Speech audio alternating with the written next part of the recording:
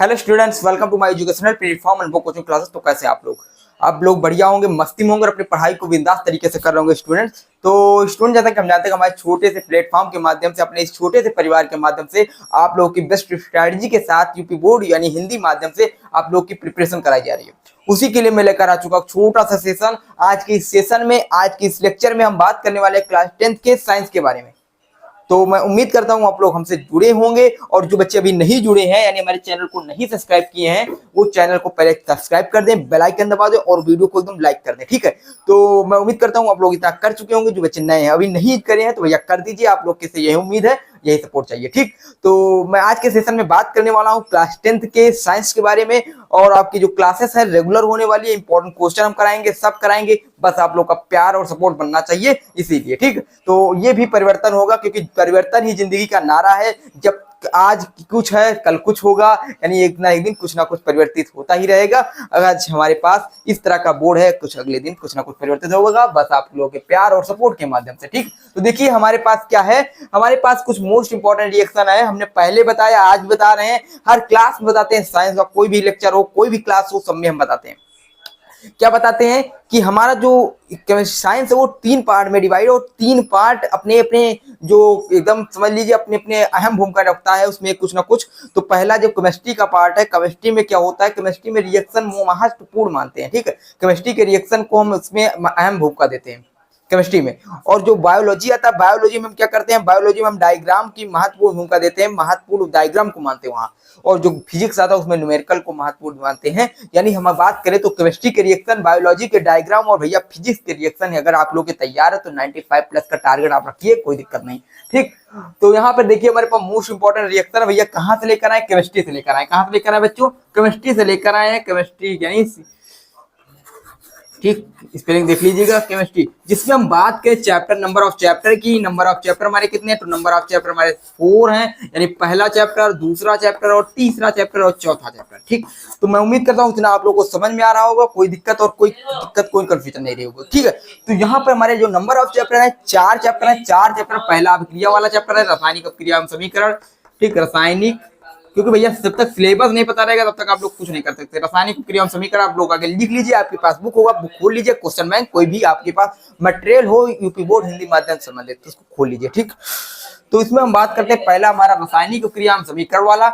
दूसरा हम बात करें, अगर दूसरा कोई चैप्टर है तो दूसरा चैप्टर हमारे पास अम्ल क्षार एवं लवण वाला है। क्या है, अम्ल क्षार एवं लवण। भैया मोस्ट इंपॉर्टेंट चैप्टर है अम्ल क्षार एवं लवण, ये भी आप लोग तैयार करके चलिएगा। ये भी चैप्टर आपकी बोर्ड एग्जाम में पूछा जाता है, यहाँ से क्वेश्चन आते हैं, हर साल आते हैं, ये साल नहीं, हर सत्र में पूछे जाते हैं। धातु, धातु भैया, धातु अधातु, मेटल एंड नॉन मेटल, धातु एवं अधातु वाला चैप्टर है भैया तीसरा चैप्टर। ठीक, यहाँ से भी क्वेश्चन पूछे जाते हैं। ठीक, यहाँ से भी हमारे जो क्वेश्चन होते हैं वो पूछे जाते हैं धातु एवं अधातु वाले चैप्टर से। भैया जो सबसे मोस्ट इंपॉर्टेंट केमिस्ट्री का जो सबसे भैया कहे कि आपको डर लगने वाला चैप्टर या मोस्ट इंपॉर्टेंट चैप्टर या फिर आप लोग के ना समझ आने वाला चैप्टर, बात करें कार्बनिक रसायन। यहाँ से ऑर्गेनिक केमिस्ट्री स्टार्ट होती है, यानी लास्ट चैप्टर कार्बनिक वाला चैप्टर। ठीक, कार्बनिक यौगिक। ठीक, तो ये नंबर ऑफ चैप्टर हमारे 4 होते हैं। 4 चैप्टर है, पहला रासायनिक प्रक्रिया एवं समीकरण, दूसरा हमारा अम्ल क्षार एवं लवण, तीसरा हमारा धातु एवं अधातु और चौथा हमारा कार्बनिक यौगिक। यानी टोटल चैप्टर की बात की जाए 4 चैप्टर। लास्ट वाला चैप्टर थोड़ा डिफिकल्ट है, थोड़ा कठिन है। यहाँ क्वेश्चन क्लास 12 का भी पुट कर देते हैं, क्लास 12 का भी क्वेश्चन ला देते हैं। ठीक है, तो यहाँ क्वेश्चन हार्ड आता है। यहाँ क्वेश्चन आपका क्लास 12 का जो अलग मोटी वाली बुक आती है कार्बनिक वाली, वहां से क्वेश्चन भी यहाँ बना देते हैं, क्योंकि वहां चैप्टर डीप में है, तो डीप में कॉन्सेप्ट लेवल का क्वेश्चन यहाँ बनाते हैं कार्बनिक वाले। तो इसको चैप्टर को हम कॉन्सेप्ट के साथ अच्छे से क्लियर करेंगे, कोई दिक्कत कोई समस्या नहीं रहेगी। बस आप लोग का हम एक मतलब कि आप लोग जो बच्चे नए हैं और जो लोग नहीं जुड़े अभी, जुड़ जाइएगा। ठीक है, मेरे से। तो आज का सेशन रहने वाला है मोस्ट इंपॉर्टेंट रिएक्शन। क्या है मोस्ट इंपॉर्टेंट रिएक्शन, आज हम इनऑर्गेनिक केमिस्ट्री यानी अकार्बनिक रसायन, जिसमें हाइड्रोकार्बन की बात न की जाए। एक होता ऑर्गेनिक यानी कार्बनिक रसायन, एक होता और इनऑर्गेनिक यानी अकार्बनिक रसायन। ठीक, अकार्बनिक रसायन का मतलब होता है जिसमें हाइड्रोकार्बन की बात न की जाए, यानी हाइड्रोजन और कार्बन ना हो, उसे कहते हैं अकार्बनिक रसायन। और जिसमें कार्बन की हो और हाइड्रोजन भी हो, यानी हाइड्रोकार्बन यौगिक हो, उसे कहते हैं कार्बनिक रसायन। आप लोग को समझ में आया होगा। यहाँ कोई भी हाइड्रोकार्बन रसायन यानी हाइड्रोकार्बन यौगिक नहीं है, इसलिए ये जो रिएक्शन है ये सभी अकार्बनिक रसायन के रिएक्शन है। इस रिएक्शन को आज हम देखेंगे। और एक इंपॉर्टेंट पॉइंट है, यहाँ आपको पहले चैप्टर मिलता है रासायनिक समीकरण में आपको बैलेंस यानी रिएक्शन बैलेंस करने के लिए दिया जाता है। तो रिएक्शन बैलेंस कैसे होता है उसको यहाँ बताया जाता है। तो अगर अकार्बनिक रसायन की जो रिएक्शन हो, अकार्बनिक रसायन की जो आपकी रिएक्शन है, उन रिएक्शन को क्या करते हैं हम संतुलित करना आवश्यक होता है। यानी इन ऑर्गेनिक केमिस्ट्री के जितने भी रिएक्शन उनको बैलेंस करना आवश्यक है अगर अकार्बनिक रसायन है, ठीक। अगर कार्बनिक रसायन है यानी ऑर्गेनिक केमिस्ट्री है, ऑर्गेनिक रिएक्शन है, ठीक है। तो कार्बनिक रिएक्शन को क्या करते हैं भैया, बैलेंस करना इतना इंपॉर्टेंट नहीं है। आप कर पाते तो करिए, नहीं तो वहां नहीं किया जाता, ठीक। तो जिनको रिएक्शन को बैलेंस करना इंपॉर्टेंट, यहाँ से हम क्लियर करते चलेंगे रासायनिक समीकरण को संतुलित कैसे करें, यानी रिएक्शन को बैलेंस कैसे करते हैं उसको भी हम देखेंगे इसी सेशन में। तो देखिएगा, हमारे पास कोई एक यौगिक है हाइड्रोजन, ध्यान से समझिएगा, एक हाइड्रोजन है एक ऑक्सीजन है। हाइड्रोजन यौगिक क्या होता है, ऑक्सीजन से जब रिएक्ट करता है तो हमारे पास H2O यानी जल बना देता है, ठीक। ध्यान समझिएगा, हाइड्रोजन ऑक्सीजन से रिएक्ट करके हमारे पास जल बनाता है। तो देखिए यहाँ से हम दो रिएक्शन पढ़ के चलेंगे, ये रिएक्शन आपके लिए मोस्ट इंपॉर्टेंट रहने वाला, आप लोग लिख लीजिएगा यहाँ से कैसे समझेंगे इसको। अगर हम समझना चाहें तो यहाँ से हम समझ सकते हैं हाइड्रोजन और ऑक्सीजन जुड़ रहा है, यानी इसे वाले कहते हैं, जो आपके लेफ्ट हैंड साइड होता है उसे अभिकारक कहते हैं, और जो राइट हैंड साइड होता है इसे उत्पाद कहते हैं, ठीक। तो यानी अभिकारक एंड उत्पाद जहां जो होता है उसे अभिकारक यानी क्या कहते हैं, प्रेरक, ठीक। तो यहाँ से हमारे पास आ जाता है हाइड्रोजन ऑक्सीजन जुड़ रहे हैं यानी कनेक्ट हो रहे हैं, यानी आप लोग ऐड हो रहे हैं। तो यहाँ से हम बात करेंगे हाइड्रोजन ऑक्सीजन के संयोग से जल बनने की क्रिया को, यानी आपका संयोजन यानी संयोग जुड़ रहा है, संयोग का मतलब जुड़ना। जहाँ पे आपका हाइड्रोजन ऑक्सीजन जुड़ रहा है तो कौन सा रिएक्शन हो जाएगा, संयोजन अभिक्रिया हो जाएगा। तो इस रिएक्शन को हम चला सकते हैं संयोजन अभिक्रिया में, ठीक। संयोजन अभिक्रिया आपका अगर नाम करके पूछा जा सकता है, अब देखिए संयोजन अभिक्रिया, ठीक। अब संकलन अभिक्रिया कहां से क्वेश्चन बनेगा, संयोजन अभिक्रिया, संकलन अभिक्रिया, योगात्मक अभिक्रिया में ये रिएक्शन चल सकता है, कोई दिक्कत नहीं, कोई समस्या नहीं, ठीक। बैलेंस करने के लिए आएगा तो बैलेंस कैसे करेंगे, बैलेंस रिएक्शन है नहीं, अनबैलेंस है क्योंकि असंतुलित है। यहाँ हाइड्रोजन परमाणु की कितने हैं, हाइड्रोजन परमाणु 2 हैं, यहाँ ऑक्सीजन परमाणु 2 हैं, यहाँ पर हाइड्रोजन परमाणु 2 है लेकिन ऑक्सीजन परमाणु 1 है, यानी रिएक्शन जो हमारा अनबैलेंस है यानी असंतुलित है, ठीक। तो यहां से हम कैसे संतुलित करेंगे, रिएक्शन को संतुलित करने का कुछ नहीं है, फंडा है कि एक तरीका है कि आप लोग को मल्टीप्लाई कराना कितने से, यहाँ से 1 है यहाँ से 2 मल्टीप्लाई करा देंगे बस। तो 2 दूना 4, तो 4 होगा, यहाँ 2 है तो यहाँ भी 2 से मल्टीप्लाई करा देंगे, 2 दूना 4, ठीक। तो यहाँ से 2 दूना 4 और 1 यहाँ 2 यहाँ, तो 1 एक कम 2 एक कम 2, 2 ये 2 एक कम 2, ठीक। तो 2 परमाणु ऑक्सीजन के हो गए, 4 परमाणु हाइड्रोजन के हो गए। तो मैं उम्मीद करता हूँ समझ में आएगा। अब देखिए यहाँ संयोजन चला सकते हैं, अब क्या चला सकते हैं और हम विलोपन का भी कर सकते हैं। अगर रिएक्शन को रिवर्स कर दिया जाए, यानी जल को अगर हम तोड़ दिया जाए, जल के अणु लेते हैं उसको हम गर्म करते हैं तो वहां 2 गैस निकलेगा, ये रिएक्शन रिवर्स हो जाएगा, इसको इधर ले आए इसको इधर ले आए, तो यहाँ से क्या हो जाएगा, यहाँ आपका लागू हो जाएगा, रिएक्शन रिवर्स होगा, उल्टा कर देंगे, उल्टा करेंगे तो हमारा क्या हो जाएगा, उल्टा संयोजन का उल्टा वियोजन। अगर रिएक्शन उल्टा कर देते हैं यानी उल्टा रिएक्शन है, ठीक, रिएक्शन रिवर्स कर देते हैं तो क्या हो जाता है, वियोजन लागू हो जाता है, वियोजन यानी टूट जाता है, ठीक। अगर इसको तोड़ देंगे तो वियोजन हो जाएगा, ठीक। उसको इसको इधर ले इसको इधर ले तो वियोजन, अगर ये इधर है अभिकारक जो है हाइड्रोजन ऑक्सीजन के योग से संयोजन, ठीक। समझ में आया होगा। उसके ये रिएक्शन आपके लिए मोस्ट इंपॉर्टेंट रहने वाला, ये रिएक्शन क्या है, अब देखिए जो रिएक्शन लिख के आया है इसको तैयार कर लिया, अगर नहीं याद तो इनको याद कर लीजिए, यहीं से क्वेश्चन बनेगा, बस आप लोग का दिमाग खुला होना चाहिए। देखिए हमारे पास देखा HCl यानी हाइड्रोक्लोरिक अम्ल, NaOH यानी सोडियम हाइड्रोक्साइड यानी क्षार, NaCl यानी लवण और जल।